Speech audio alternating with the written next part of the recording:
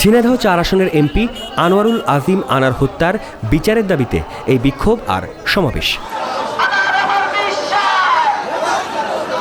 আমাদের কালীগঞ্জ উপজেলা আওয়ামী দ্বিতীয়টি হচ্ছে শনিবার বিকেলে কালীগঞ্জ উপজেলা আওয়ামী লীগের ব্যানারে এই বিক্ষোভ মিছিল হয়েছে, যেখানে উপজেলা পরিষদের chairman Shibli Nomani, vice chairman Shafiquzzaman Rasel ও পৌর মেয়র মোহাম্মদ আশরাফুল আলমের মতো নেতারা ছিলেন। সঠিক তদন্তের মাধ্যমে এই ষড়যন্ত্রমূলক মিথ্যা মামলা প্রত্যাহার করে সাইদুল করিম মিন্টু জনতার মাঝে ফিরে আসুন। একই দিনে সংসদ আনার হত্যায় জড়িতের অভিযোগে গ্রেপ্তার হওয়া জেলা আওয়ামী লীগের সাধারণ সম্পাদক ও ঝিনাইদহ পৌরসভার সাবেক মেয়র সাইদুল করিম মিন্টুর মুক্তির দাবিতে মানববন্ধন করেছে জেলার সামাজিক সংগঠন রাইজিং ইউথ সোসাইটি। আমি আজকের এই তার ফেরিওয়ালা মিন্টুর আটকের পর থেকেই অবশ্য তার মুক্তির দাবিতে এমন মানববন্ধন চলছেই।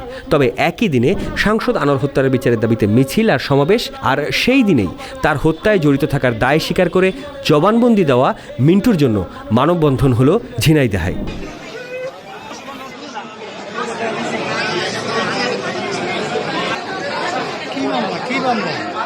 সবশেষ 20 জুন ঢাকা মহানগর গোয়েন্দা পুলিশ দাবি করে এমপি আনার হত্যাকাণ্ডে জবানবন্দি আর প্রযুক্তিগত তথ্যে হত্যা পরিকল্পনা ও অর্থ দেওয়ার ঘটনায় মিন্টুর জড়িত থাকার প্রমাণ রয়েছে তাদের হাতে।